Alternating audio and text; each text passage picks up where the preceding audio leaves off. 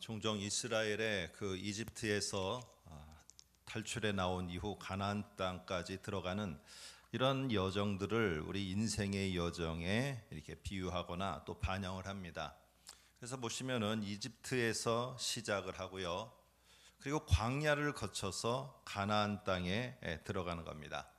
근데 여기에 보면은 우리도 알고 이스라엘 사람들도 알았을 것 같아요. 분명히 이집트에서 시작한 그 시작은 광야에서 끝나는 게 아니라는 겁니다. 이거는 명백하게 끝나는 지점은 가나안 땅이지 광야가 아니라는 겁니다. 근데 이 광야는 지나가는 길목이거든요. 그런데 이상하게 이스라엘 백성들은 이 광야를 갖다가 삶의 종착지로 여긴다는 겁니다. 그러면 어떻게 되겠습니까? 내 삶이 이 광야에서 끝난다라고 생각하면은 거기에 불평이 나오고 원망이 나오고 그 광야를 삶의 종착지로 여기는 그 가치관에 따라서 광야에서의 삶이 나타나게 돼 있습니다. 아니 여기가 내가 끝인데 더 이상 갈 데가 없는데 내 삶의 모습과 내가 지금 광야에서 있는 모습을 보면서 내가 어떻게 살아야 되는가 그거를 결정하지 않겠습니까? 그런데 만일에 광야가 지나가는 길목 정도고 이 다음에는 시작이 있으면은 반드시 끝나는 것은 가나안 땅이다라고 하면은 이 광야에서 내가 어떻게 이 광야를 갖다가 잘 지나서 가나안이라는 종착지까지 갈 것인가 이거를 생각하는 사람은 또 이것을 생각하게 되면은 이 광야에서의 삶이 달라진다는 겁니다. 여러분 그러지 않겠습니까? 내가 서울에서 시작해서 부산이라는 종착역까지 가는데 중간쯤에 대전에서 내렸어요. 잠시 10분을 쉽니다 라고 방송이 나오면은 10분 동안 대전에서 내가 어떻게 해야 될지가 결정이 되어져요. 그런데 만일에 내 종착지가 서울에서 출발했는데 부산이 아니고 대전이다. 그러면 여러분 대전에서 내려서 대전에서 사는 삶이 완전히 달라집니다. 이거는 뭐 약간의 차이가 아니라 완전히 달라지는 거예요. 거기에 살 집을 마련하고요. 거기에 터전을 마련하고 거기에 모든 걸 다 준비하는 겁니다. 그런데 만일 그게 종착지가 아니라 10분만 머무는 곳이라면요. 10분 머물면서 내가 할 수 있는 거는 그저 차 한 잔 마시는 거 그리고는 잠깐 뭐가 내가 요기를 할 수 있는 걸 먹고 빨리 다시 돌아오는 거 오늘 삶이 완전히 달라진다는 것입니다. 오늘 이런 것처럼 우리에게 지금 생각해야 될 것은요. 하나님이 나를 시작하셨고 하나님이 내가 가는 인생의 여정에 하나님이 시작을 하셨어요. 그러면은 내가 가야 될 끝날 부분이 어딘가 이거를 우리는 명확하게 다시 알아야 된다는 겁니다. 내가 가야 될 종착지가 어디냐는 거예요. 이게 만일에 지금 살고 있는 이 땅이라면은 이 땅에서의 종착지로 여기고 살아가는 삶의 모습들이 나타납니다. 그런데 여기가 종착지가 아니에요. 여기는 광야고요. 길어야 내가 100년이라는 요 정도의 시간을 머무르고 영원을 향해서 가는 거예요. 그렇다면은 여기서의 삶이 어떻게 살아가야 되는지가 새롭게 다시 결정되게 됩니다.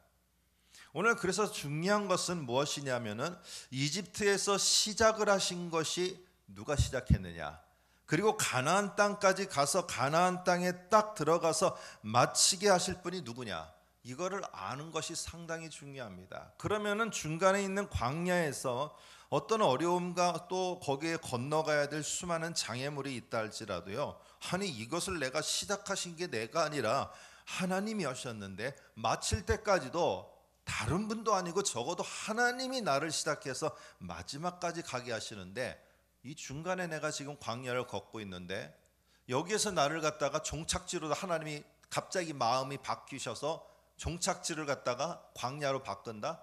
여러분 이런 일은 절대 없습니다. 그러면은 적어도 시작을 하신 게 하나님이라면은 끝에 가서 어떻게 마무리하실까 그것도 하나님이라는 확신을 갖게 되면은요 이 중간에 내가 벌어지고 있는 일, 이 중간 속에서 내가 살아가는 일 이게 어떻게 살지를 내가 새롭게 다시 설정하고 살아가게 된다는 겁니다. 여러분 시작 못지않게 끝에 대한 확신이 중요합니다. 그러니까 모든 사람들은요 다 시작이에요. 그러니까 아이도 응애 하고 태어났어요. 그러면 우리가 태어나고 자녀가 태어나는데 이 아이의 도대체 마지막 끝은 어디냐는 거예요. 그러니까 이거를 우리는 생각하지 않을 때가 많다는 거죠. 내가 응애하고 어머니로부터 여기에 이 세상에 태어났어요. 시작은 다 알아요. 근데 도대체 내가 어디 가서 끝날지에 대해서는 우리는 말로는 이해가 되고 머리로는 이해가 되는데 삶으로는 안 따른다는 것이죠. 내 끝이 어디냐는 겁니다. 그래서 끝에 대한 나의 마지막 끝의 종착지에 대한 명확한 확신은요, 오늘 지금 살고 있는 현재의 나의 삶의 모습을 완전히 다 바꿔버립니다. 오늘 이런 모습 속에서 봄에 여러분 왜 씨를 뿌립니까? 왜 씨를 심습니까? 가을에 열매를 거둘 것에 대한 확신이 없는 사람이 어떻게 봄에 씨를 심겠어요? 봄에 씨를 심는 자는요, 가을에 수확할 것이라는 확신이 명확하기 때문에 오늘 씨를 심고요, 중간에 태풍이 오거나 여러 가지 어려움이 와서 가뭄이 오면은 물을 대고 태풍이 오면은 그걸 막으려고 하고 몸부림치면서 그 중간의 시간들을 애쓰는 이유가 뭡니까? 가을에 열매를 맺을 것이라는 끝을 명확히 알기 때문에 그래요. 여러분, 내가 오늘 잡초 하나를 심었어요. 이건 열매도 없고 아무런 가치도 없다고 생각하면은요, 이게 바람이 분들 가뭄이 든들 무슨 상관이 있겠어요? 아무 상관을 안 하려고 할 겁니다. 왜? 이것에 대해서 끝은요, 아무것도 없다는 것을 알기 때문에 그래요. 오늘 중요한 것은 그래서 도대체 예수 그리스도가 시작을 하신 분이 그분이고 내가 시작이 있다면 도대체 끝은 무엇인가? 오늘 요한계시록은요, 오늘 특별히 21장은 나와 함께하는 모든 것들, 내 삶이 도대체 끝이 뭐냐, 그 끝을 좀 명확하게 알고 니네가 오늘을 좀 다시 정립했으면 좋겠다. 이 내용이 저와 여러분들이 읽은 21장에 나옵니다. 그래서 오늘 예수 그리스도가 어떤 분인가, 니네가 믿고 의지하는 그 예수가 과연 로마 제국에 살고 있는 이 제국의 삶이 너의 종착지냐? 이 대한민국 땅에 살고 있는 지금 2019년의 끝 무렵이 네가 살고 있는 여기가 종착지냐 아니냐? 도대체 예수는 여기까지가 우리의 삶의 끝이라고 딱 결정을 내고 여기를 종착지로 보고 있느냐? 하나님, 예수님은 도대체 어떤 분이냐 하면서 오늘 1장 6절에 보시면은 예수를 이렇게 소개합니다. 오늘 제목과 같이 알파와 오메가요, 처음과 마지막이라, 이 말을 합니다. 여러분, 이 말이 도대체, 저는 이게 참 그렇게 생각이 들었습니다. 이게 도대체 당시의 박해 가운데, 소외 가운데 정말 아웃사이더로 밀려나서 생활하고 있고 어렵게 생활하고 있는 기독교인들에게, 아니 이게 알파와 오메가요, 처음과 나중이라는 이 말이 도대체 뭐가 위로가 됐을까? 아니 나도 힘들고 어려운 이 일들을 감당해 나가는데 이 알파와 오메가, 처음과 끝이라는, 마지막이라는 예수가 그런 분이라는 이게 도대체 나에게 무슨 위로가 되는가? 이건 제가 곰곰이 이 제목을 갖고 생각을 해봤습니다. 여러분은 어떻게 위로를 받습니까? 이 당시에 사람들이 신앙을 지키도록 이 알파와 오메가라는 게 도대체 무슨 위로를 주고 있느냐는 거예요. 그저 우리는 끝날에 무슨 일이 벌어질까, 언제 일어날까, 이게 아니라 오늘 나에게 도대체 무슨 위로와 힘이 되냐는 겁니다. 알파와 오메가는요, 이게 그리스 말에, 다 아시겠지만 신앙생활 좀 오래 하신 분은 그리스 헬라어의 알파벳의 처음이 알파벳인데 알파, 베타, 뭐 감마 하면서 시작합니다. 이러면서 알파는요, 알파벳의 첫 글자예요, 그리스. 그리고 오메가는 그리스 알파벳의 맨 마지막입니다. 그래서 지금은 저희 교회는 없지만은 옛날 교회에 보게 되면은 아래 이렇게 성찬식 할 때 쓰는 요 강단에 보면은요, 왼쪽에는 알파, 오른쪽에는 오메가 쓰여 있습니다. 오메가 하면 시계부터 생각하지 마시고요, 이 알파, 오메가 더 중요한 게 예수예요. 그러니까 처음과, 알파벳의 처음과 알파벳의 맨 마지막 오메가를 따서 알파와 오메가. 여기 설명도 잘 해놨어요. 이게 무슨 뜻이냐? 처음과 마지막이다, 이렇게 말하는 겁니다. 여러분, 그런데요, 이 알파와 오메가라는 말이 지금 조금 있으면 이번 주에 이제 요한계시록이 22장에 가면 끝나거든요. 계속 이게 새벽에 아침에 왔는데, 그러면 21장은 거의 끝이에요. 근데 거의 끝에 나는 알파와 오메가, 처음과 마지막이다, 예수님의 말이 나와요. 근데 이 말은요, 참 공교롭게도 제일 요한계시록을 시작하는 첫 번째에도 동일하게 나온다는 거예요. 1장 앞에 화면을 보시면 4절 8절에도 보면 1장이고요 22장이 끝인데 21장에도 나오고 1장에도 나와요. 나는 알파와 오메가라, 이제도 있고 전에도 있었고 장차 올 자다 라고 하면서 오늘 예수가 이 말을 처음에도 이 말을 해요. 그리고 요한계시록 끝에도 이 말을 해요.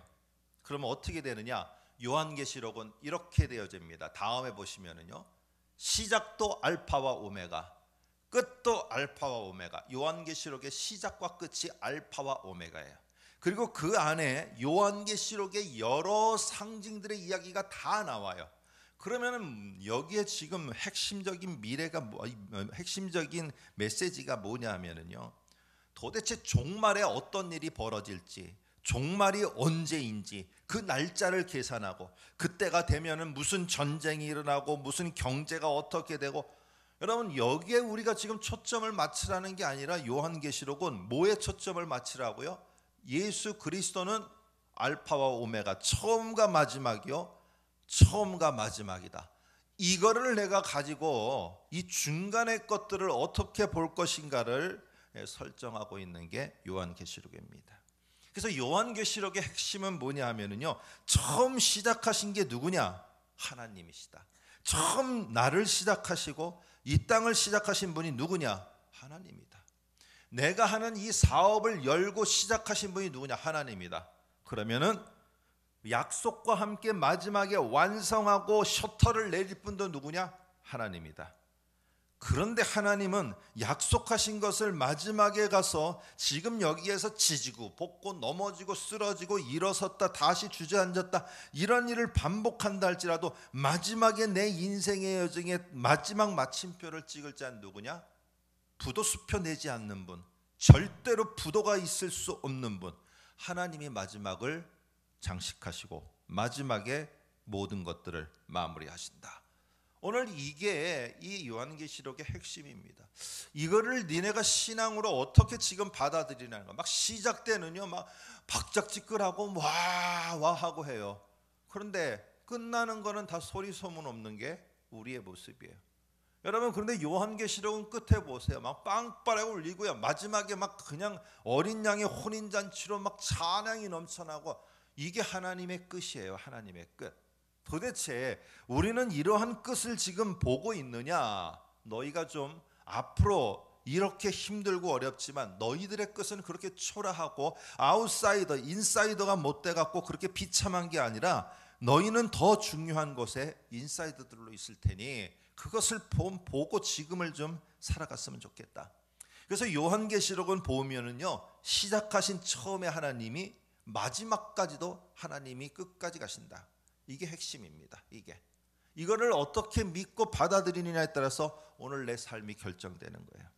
한번 21장 3절 7절 또 하나의 신뢰가 나옵니다. 3절 보시면 이렇게 말합니다. 내가 들으니 보좌에서 큰 음성이 나서 이르되 보라, 하나님의 장막이 사람들과 함께 있으며, 그 다음 말입니다. 하나님이 그들과 함께 계시니 그들은 하나님의 백성이 되고 하나님은 친히 그들과 함께 계셔서. 이 말은 지금 요한계시록에 하나님은 지금 그들의 하나님이 되고 그들은 하나님의 백성이 된다는 이 마지막 완성이 지금 이루어진다라고 지금 선포하는 거예요. 근데 이게 언제 약속했느냐? 구약에서는요, 처음으로 출애굽기 19장이 이스라엘이 만들어진, 하나님과의 관계가 만들어진 날이에요. 그때에도 너희는 거룩한 백성이요 제사장 나라요 라고 말하고요, 예레미야 앞에 화면을 보시면 31장 33절에 나는 그들의 하나님이 되고 그들은 내 백성이 될 거다. 하나님은 수없이 먼 시간 속에 전에 약속했어요.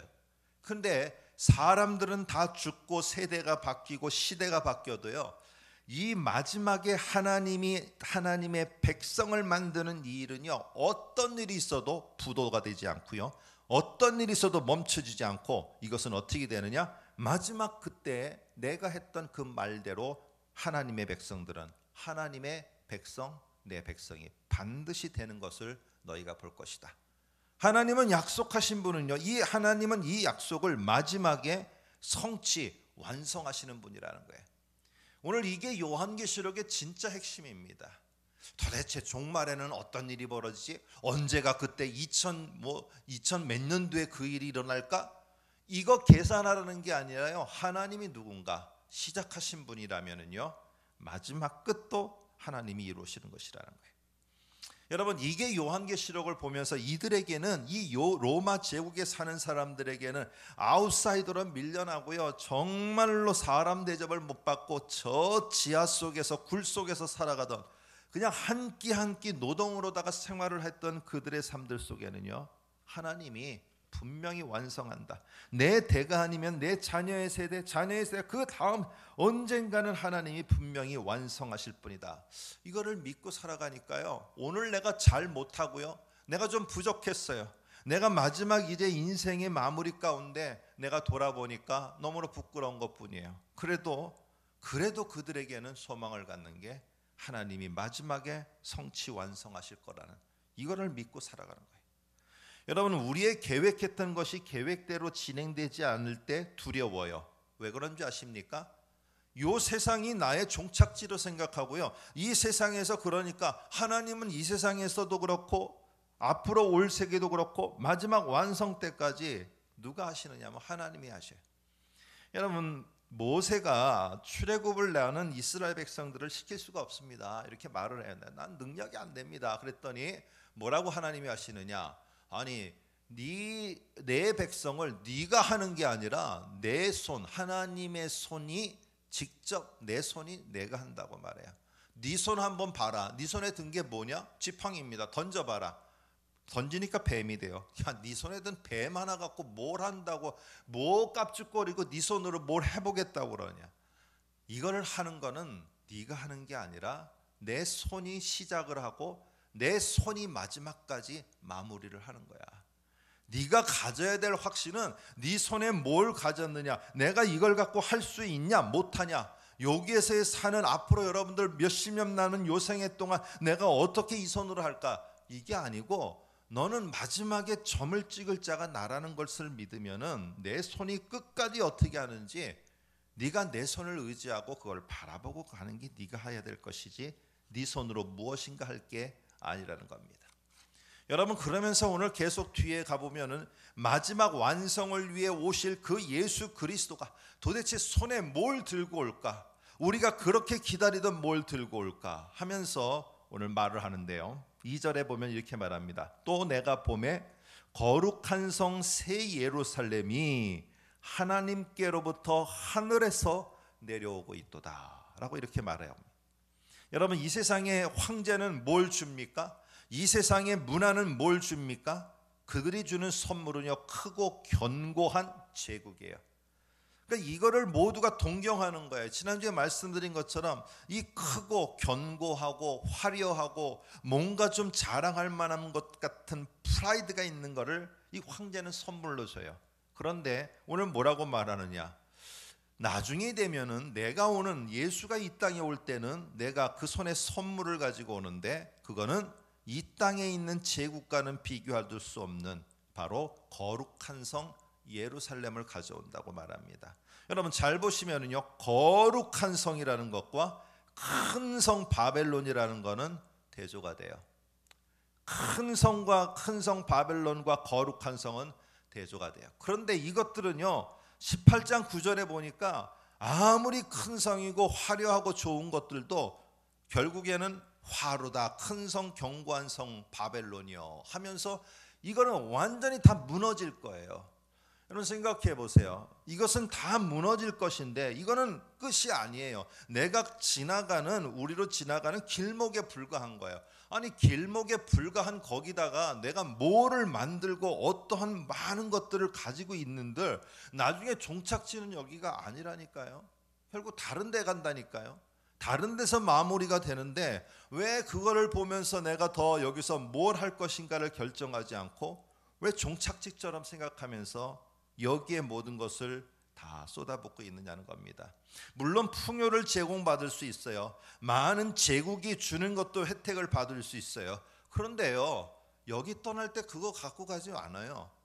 아무리 내가 종착지에 있어서 종착지를 가는데 잠깐 머무는 곳에 거기다가 무엇을 두고 무엇을 만들고 여기에 영원히 있을 것처럼 그렇게 하지 않아요.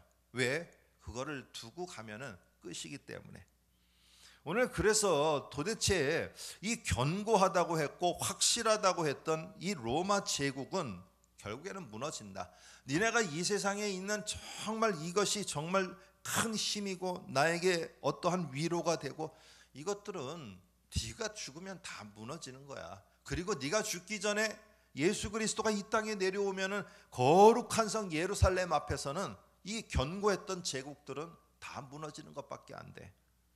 오늘 이렇게 말을 하고 있습니다. 그런데 왜 도대체 이 견고한 성들은 무너지고 이 세상은 여기 보니까 1절에 내가 새 하늘과 새 땅을 보니 처음 하늘과 처음 땅이 아니다. 왜 처음 것들은 지나가고 무너지고 새 것들이 생기느냐? 그리고 견고했던 그 제국은 왜 무너질 수밖에 없느냐? 오늘 19장 7절에 보니까 이런 말이 나옵니다. 한번 이거는 좀 중요하기 때문에 여러분들 이렇게 한 장 넘기시면 나오는데요. 19장 7절에 보니까 이렇게 말합니다. 혼인 기약이 이르렀고 그의 아내가 자신을 준비하며 신부가 준비하며 이렇게 말해요. 그러니까 혼인 기약이라는 말은 뭐냐면은 우리로 말하면 혼인식입니다. 결혼식. 근데 이스라엘은요 이 혼인식이 있기 전까지 대략 한 1년 정도를 뭐를 하느냐면 약혼을 해요. 우리도 예전에 그런 것처럼. 근데 약혼은 뭐냐 하면은 혼인을 하겠다는 약속도 되지만은 혼인식이 있기까지 1년 동안 신랑은 신부를, 신부는 신랑을 봅니다. 양쪽 가정의 부모들도 다 봅니다. 그래서 이 신부가 뭔가 끝까지 잘 지켜나가는 건가? 이 신부가 정말로 우리 가문의 신부로, 그러니까 한 사람으로 와서 그 역할을 할 수 있는가? 신랑도 그런가? 이거를 보는 시간을 갖게 됩니다. 이 약혼의 기간이 끝나면은 결국에 어떻게 되느냐? 신랑이 쫙 이제 말을 타고 이제 신부를 데리고 그리고 결혼식장으로 이제 들어가게 되어집니다. 여러분 이러는 기간, 약혼의 기간, 신부는 뭘 해야 됩니까? 1년 동안 뭘 해야 되는 거예요? 내가 맞을 신랑은 지금 1년의 약혼 기간이 끝나면 오는데 아니 자꾸 다른 남자, 로마 제국이라는 남자를 쳐다보면서 로마 제국이 나에게 뭘 줬네? 너무 좋아. 이걸 또 자랑하고 다녀요. 나의 로마 제국 남자가 나에게 무슨 보석을 줬네, 뭐를 줬네, 이걸 자랑하고 다녀요. 아니 지금 1년 뒤에는 신랑이 지금 나를 데리러 말을 타고 올 판인데 아니 로마 제국이라는 남자, 황제라는 남자를 계속 자랑하고 있어요. 아니 남자라고 그러니까 좀 기분이 안 좋으시죠? 아니 로마 제국이라는 여자를 계속 자랑하고 있어요. 아니 나에게 있어서 혼인식 날이 다가오는데 자꾸 이렇게 되는 일이 벌어지면은 안 된다는 거죠. 그래서 황제는요, 로마 제국은 이 신부가 가능하면은 저 신랑 예수가 다시 와서 정귀한 아름다운 그 거룩한 성 예루살렘 신혼집을 갖고 탁 등장할 때 그때 그 자리에 부끄럽게 쓰도록 만드는 게 누구냐? 로마 제국이에요. 그런데 생각해 보세요. 내 신부를 만일에 그렇게 만들고 모든 걸 그렇게 만든 자가 저 앞에 있으면은 신랑이 올 때 일어나는 일은 심판이에요. 심판. 그렇게 만든 자들은 다 물리쳐 버리고요. 무너지게 만들고 판단을 하고 저 가짜들은 다 무너지게 만들고 나의 진정한 그 자리를 지킨 신부를 나를 따르도록 만드는 이 심판이 결국 있게 되어집니다. 여러분 그러니까요 이게 보면은 의식주를 가지고 값진 보석, 만나는 과일과 향료와 음식 이게 앞에 나오는 로마 제국의 사람들이 주는 것들입니다. 그래서 18장에 보면은 이것들이 어떻게 무너질까? 11절부터 나와요. 이게 다 무너져요. 그런데 오늘 예수가 신랑으로 오실 때 잘 보면은 로마 제국이 했던 게 10계명의 6계명부터 10계명까지를 갖다가 로마의 황제가 기독교인 성도들에게 했던 행동들은 6계명에서 10계명을 범한, 아니 앞에는 안 써놨습니다만 1계명부터 10계명까지 전체를 범한 행동이 되어집니다. 한번 살펴볼까요? 첫 번째, 살인하지 말라. 살인하지 말라고 했는데 오늘 이게 하나님의 백성들에게 주신 것인데, 이 살인하는 것들에 대해서 로마의 기독교인들을 이 로마 황제는 박해를 하면서 살인을 하게 되고 그들을 멸망시키려고 하고 간음하지 말라 했는데, 예수의 거룩한 신부인 성도를 자꾸만 황제를 섬기도록, 황제를 따르도록, 황제에게 숭배하도록 만들어 버리면서 간음하지 말라, 또 7계명을 범하게 하고요. 이 도둑질하지 말라라는 말이 나오는데, 예수의 신부 거룩한 교회 사람들을 자꾸 예수를 의지하고 다시 오지 않을 것처럼 황제가 던져주는 이걸 너무 좋아하고, 심지어는 지난주에 말씀드린 것처럼 나의 하나님, 나의 신랑인 예수께 황제에게 좀 잘 좀 보이도록 도와주세요, 황제가 주는 저 거룩한 자리에 올라가도록 제발 좀 도와주세요 라고 이렇게 간청을 하고 있는 일까지 벌어지는, 결국에 무엇입니까? 예수의 거룩한 신부 성도들을 다 황제가 자기가 주는 제국의 큰 힘으로 예수의 신부들, 약혼한 기간에 단정한 신부로 있어야 될 그들을 갖다가 훔쳐오는 일이, 도둑질하는 일이 벌어지고요. 이렇게 하려고 하면은 어떻게 되느냐? 거짓 증거가 나와야 돼요. 오신다는 너의 신랑은 언제 오냐? 아직도 안 왔는데 도대체 몇 년을 더 기다려야 오냐? 그 예수는, 그 온다는 너의 신랑은 너에게 부도수표만 남기고 갔을 뿐이다, 다시 오지 않는다. 이런 거짓 증거의 말로다가 그런가 보다, 아무래도 그 예수는 나에게 오지 않는가 보다 하면서 다른 남자와 같은 황제를 따르도록 만드는 거짓 증거를 하고요. 이게 또 이것을 또한 앞에서 홍보하는 사람들도 생겨지게 되었어요. 결국에는요, 마지막에 내 이웃의 아내를 탐내지 마라, 예수의 신부, 거룩한 신부, 단정해야 될 신부 성도들을 탐해서 어떻게든지 넘어오도록 하는, 여러분, 이런 일들 속에서 결국에 모든 것들이, 이 지금 황제는요, 거룩하게 단정한 모습으로 기다리고 있어야 될 예수 그리스도의 신부들이 미혹에 빠져서 약속을 저버리게 만들고, 신랑을 오랫동안 기다려오던 그것을 포기하게 만들고, 결국에 혼인의 기약이 차서 혼인식이 딱 되었을 때 그 속에 들어가지 못하도록 하는 게 이 황제 세상의 모습입니다. 여러분, 왜 우리가 이렇게 다시 오신 그 예수 그리스도, 그 예수를 우리가 분명하고도 명확하게 알려주고 선포하는데, 세상 사람들은 왜 이 예수에 이렇게 관심이 없을까요? 그들은요, 그들의 사는 100년의 삶, 이 광야가 이들의 종착지예요. 그러니까 종착지가 여기니까 여기에 맞는 삶을 살아야죠. 근데 마지막에 결국에 여기가 종착지가 아니면은 어떻게 될 거냐는 거예요. 물론 우리는 여기에서 종착지처럼 맞아요. 죽어서 눈을 감게 돼요. 그런데 죽어서 내가 눈을 떠보니까, 아니, 여기서의 100년의 삶이 종착이 아니었어요. 또 다른 삶에서 내가 눈을 뜨게 됐어요. 여러분, 그랬을 때 우리가 멀리 했던 그 다시 오시는 예수 그리스도, 그 신랑인 예수 그리스도, 그 단정한 모습으로 기다려주기를 원했던 예수 그리스도, 그분 앞에 눈을 떴을 때 우리는 어떻게 이 시간을 되돌릴 수 있겠느냐는 거예요. 못 되돌려요, 우리는요. 오늘 세상은요, 그러나 이것이 전부라고 여기니까 여기에 모든 걸 다 투자하는 겁니다. 나의 생각과 마음과 모든 걸 다 여기에 투자를 해요. 그런데 신랑은, 오늘 목사님 기도하신 것처럼 신랑은 거룩한 성 예루살렘이라는 신혼집과 함께 우리가 이 땅에 만일에 살아있다면 거룩하고도 단정한 신부로 준비한 우리 앞에 오신다는 겁니다. 근데 여기에는요, 이 예루살렘은요, 크다는 말도 아니고요, 견고하다는 말도 아니고요, 화려하다는 말도 아니에요. 중요한 말은 뭐냐? 거룩한 성 예루살렘이야. 거룩한 성은 뭐냐면은 특별히 구별해 놓은 거예요.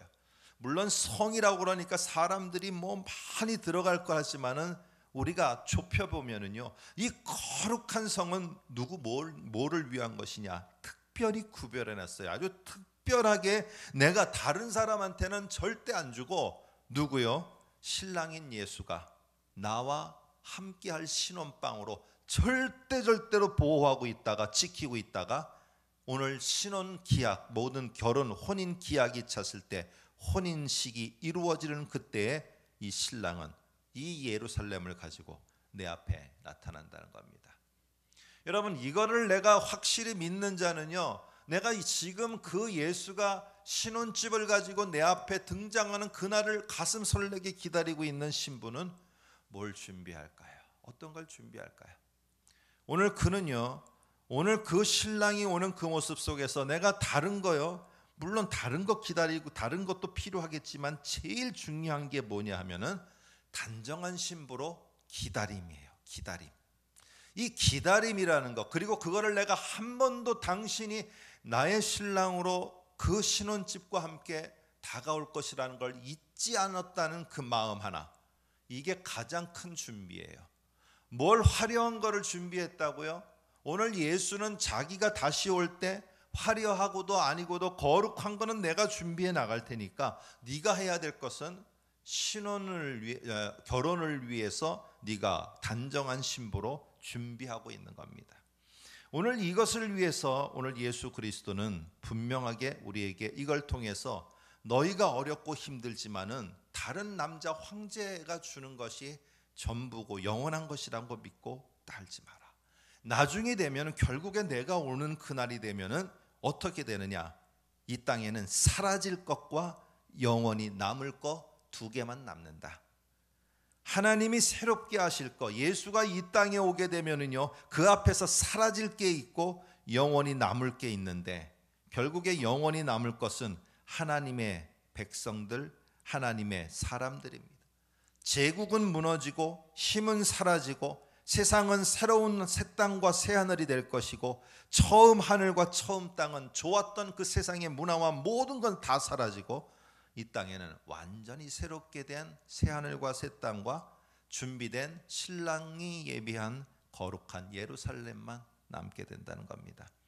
여러분, 제국의 힘을 처음과 끝으로 여기는 사람은요, 그걸 전부로 믿고 있는 사람은 그거를 위해서 사는 거예요. 심지어는 말씀드린 것처럼 하나님도 제국의 놀라운 힘을 내가 가질 수 있도록 도와달라고 하나님을 믿고 신앙하게 돼요. 얼마나 아이러니한 것입니까? 하나님, 내가 다시 이 성탄절, 다가오는 성탄절, 이 대림절, 이 순간에 하나님 아버지, 정말 내가 다시 올 예수 그리스도를 이제라도 잊지 않고 기다리는 자가 되겠습니다. 이렇게 해야 되는데 사실 그러질 못한다는 겁니다. 결국 맛있는 것들과 빛나는 것들 다 없어지고요, 사람들이 결코 이것들을 다시 보지 못하게 되리라. 이게 끝입니다. 이게 예수의 마지막에 완성되면서 일어난 로마 제국의 그 빛났던 것들, 맛있었던 것들, 보기 좋았던 것들은 결코 이것을 다시 보지 못하게 되리라. 그런데 내가 21장 5절에 보시면은요, 이렇게 말합니다. 21장 5절에 보라, 내가 만물을 새롭게 하노라 라고 하는데요, 제가 조금 이해하기 좋게 풀어봤습니다. 앞에 보시면은 이렇게 말합니다. 네가 요한아 보았듯이 나는 반드시 옛 세상을 없애고 완전한 새 세상을 만들 것이며 그 완전한 새 세상에 영원토록 거할 자. 난 내 신부를 보니까 막 마음이 설렌다. 그 내가 다 준비한 그 새 세상의 새 예루살렘의 그 새 세상에서 영원토록 신혼과 함께 거할 자, 그가 바로 너 나의 백성, 나의 신부다. 여러분, 이 말입니다.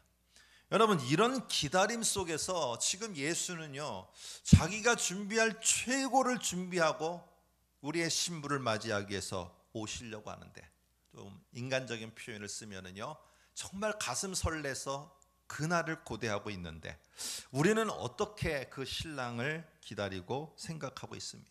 그 신랑은 이 세상의 이것과는 비교할 수 없는 엄청난 세상과 그리고 그 속에서 지어지는 신혼집 새 예루살렘, 말로 다 표현을 못하겠네.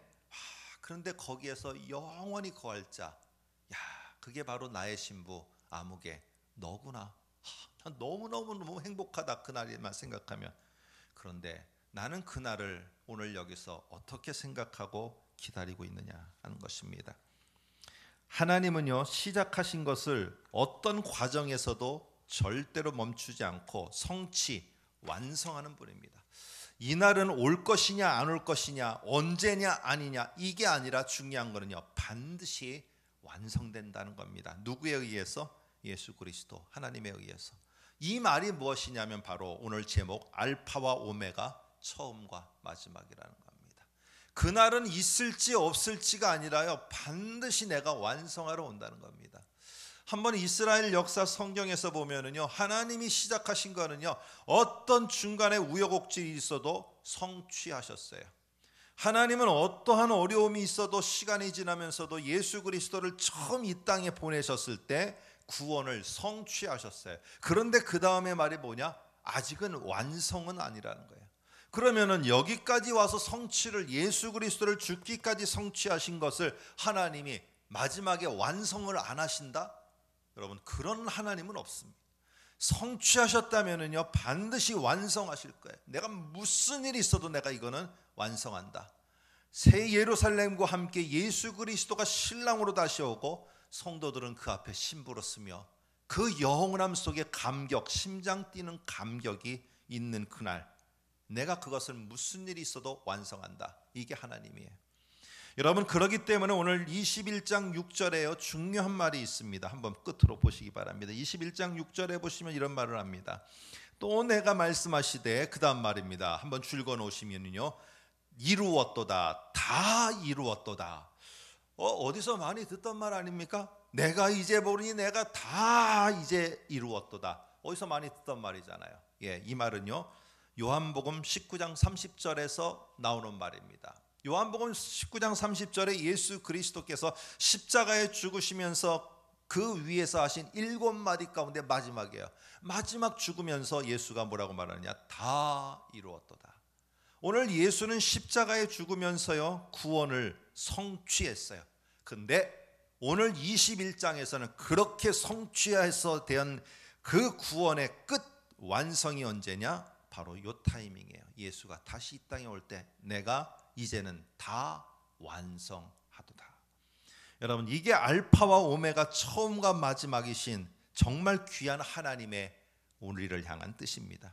하나님의 인치심을 받고 제국 가운데서도요, 끝까지 고난 가운데서도 여기에 21장 7절 보면은 이기는 자들은 오늘 그분이 주시는 생명수의 샘물을 목마른 자에게 값없이 주심을 먹게 될 것이고, 새하늘과 새 땅에서의 새 예루살렘에서 거하게 됩니다. 이기는 자는요, 싸워갖고 이기는 게 아니에요. 우리는 싸워서 이길 문제가 아니라 여기서 이기는 자는 뭐냐면 신부로서 그 자리를 끝까지 잘 지키고 내가 있어야 될 것을 기다림 속에 있는 자들, 그들이 이기는 자들입니다. 여러분, 이런 자들에게 있어서 중요한 것은 무엇입니까? 믿음, 그리고 기다림의 행복이에요. 예수 그리스도 앞에 쓸 것에 대한 기다림의 행복, 그게 있습니다. 여러분, 신랑과 신부의 관계도 그렇지만은 남자 여자 우리 젊은 친구들, 형제 자매들이 처음 만날 때, 처음 데이트를 하러 갈 때 그 설레임, 약속을 해서 내가 형제와 자매를 만나러 가는구나, 그 설레임이라는 거는 이루 말할 수 없어요. 이루 말할 수 없어서 그 기다림, 그 시간을 딱 기다리고 있는 기다림의 행복이라는 건 이루 말할 수 없습니다. 오늘 여기서 이긴 자들은요, 내가 믿음을 굳게 가지고 그 신랑이 내 앞에 다시 올 날을 기다리며 설레임 가운데, 행복 가운데 있는 것, 이게 이기는 자들입니다. 이기는 자들에게는 하나님의 완성이 된 그 모습을 분명히 보게 될 것을 말합니다. 그러나 반대로 두려워하는 자들과 믿지 않는 자들, 21장 8절에 보면 믿지 않는 자들은 불과 유황으로 타는 못에 결국 던져지게 될 것입니다. 신랑에게서 신부를 떼어놓으려고 한 자, 그리고 신랑이 오심에 대해서 부인하며 황제 자기가 신랑인 것처럼 하고 그것을 따랐던 자, 이 모든 자들은 제국의 영원한 맛을 보는 게 아니라 제국의 사라짐과 함께 그 모든 영원한 꿈도 다 사라지고 끝난다는 것입니다. 여러분, 생각해 보세요. 내가 사는 전자제품 하나도 이거를 살 때 이 수명이 어떨까? 이 수명이 어떻게 갈까? 이거를 고려하고 그것을 구입하는데, 아니 우리의 인생을 두고 살아가는데요, 영원이라는 그것을 내가 생각하며 사는 게 아니라, 아니 잠시라는 것을 영원으로 살고 그것을 갖다가 나중에 봤을 때 영원이 아닌 것을 알면 얼마나 억울하겠습니까? 여러분, 우리 기독교인들은 노후를 준비하는 게 전부가 아닙니다. 노후를 준비하는 것 못지않게 더 중요한 것은요, 이 땅의 소풍을 마치고 100년간의 소풍을 마치고 돌아갈 때, 그 이후에 내가 돌아갈 데가 없다면 어찌하시겠어요? 여러분 생각해 보시기 바랍니다. 내가 멋있는 소풍, 정말 좋고 기분 좋은 소풍을 다 마치고 돌아가는데 돌아갈 집이 없네. 그러면 그때부터 어떻게 하십니까? 여러분, 소풍은 마칩니다. 그저 이 땅에서 사는 삶이 얼마나 여러분 행복하시고 얼마나 김밥 하나를 말아서 간 건지 모르지만은 이 땅에서는 소풍이에요. 소풍을 마친 다음에 내가 정말 돌아갈 곳에 나를 기다리고 있는, 나를 맞아주고자 하는 내 신랑이 있는 그곳에 돌아간다는 사람은 소풍을 마치는 것이 또 다른 설레임의 행복의 한순간이 됩니다.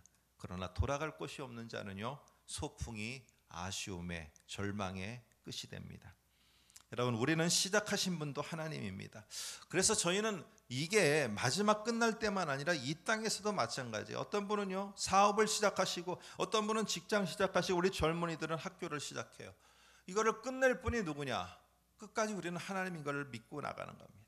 하나님이 완성하실 것이고 하나님이 그렇게 끝내실 것을 우리는 믿고 나가면서, 이 과정이 광야의 여정이라 할지라도 알파와 오메가, 처음과 마지막이 되신 분이 하나님이기에 하나님이 끝내셔야 끝내는 일이다. 내가 끝낸다고 끝내는 문제가 아니라 하나님이 끝내셔야 되고, 하나님이 완성하시야지 하나님이 모든 것을 마무리하신다. 이 사실을 우리가 기억하면서 알파와 오메가, 처음과 마지막이 되신 예수 그리스도, 하나님을 신뢰하시면서 그 예수 그리스도 신랑을 맞이할 신부로서 오늘 이 땅에 사는 우리 모두가 어떻게 내가 단정한 신부로 이 자리를 지키며 기다림의 설레임 속에 살아갈 것인가, 이렇게 준비하면서 가는 우리의 귀한 성도들, 그리고 우리들의 자녀들, 우리들의 가정들, 그리고 이번 성탄이 되시기를 주님의 이름으로 부탁드립니다. 기도하겠습니다.